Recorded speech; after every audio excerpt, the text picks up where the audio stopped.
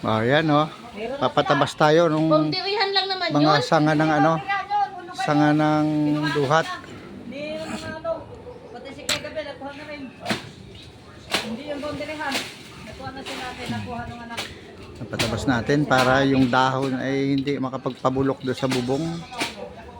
Pwede yung pumapatak. Kaya ni Badang yun. Dalaga pa si Badang. Dalaga pa dito yun. Hindi mo na yan. Magabayad pa yun ng lupa niya sa Bulalakaw. Bayaran sila ngayong January. Ba't sa Bulalakaw nagkuha? Ay, maganda ba yung ano, ang dami na bagang tanim. Niyog, saging, mga... Ay, maganda. Sa Bulalakaw? Dun sa may San Roque. Ah, malapit lang doon sa may lupa. Lapad kung parang ano yun, oh, parang kasya ang 10 bahay. Ah, malaki no. May liktong yun, liktong.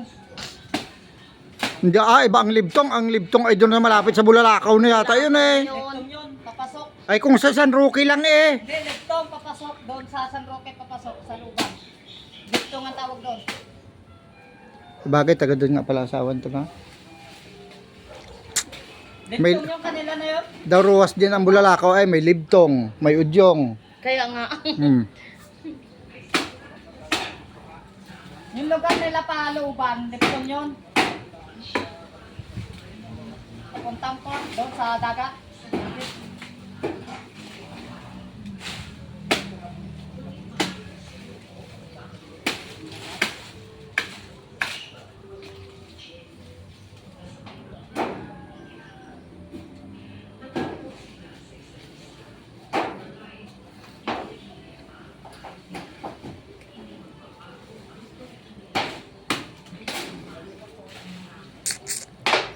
Yan, lalo yan. Yan ang importante maalis. Bulok ang Dahil magabulok ang hero niyan eh. dala ipapabulok na yero. Stock na dahon. Ayo. Kaliwat kanan ka pala magtaga dyan. Hindi pa right.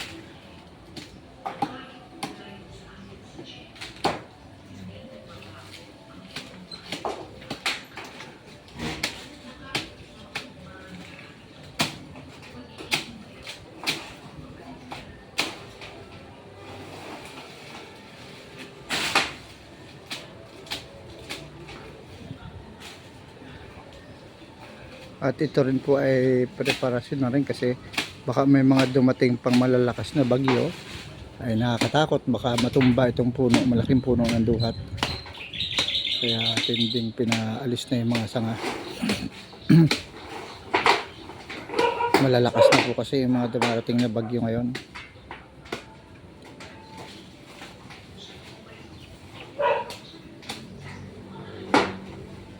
So, nag-radio na lang tuloy ito.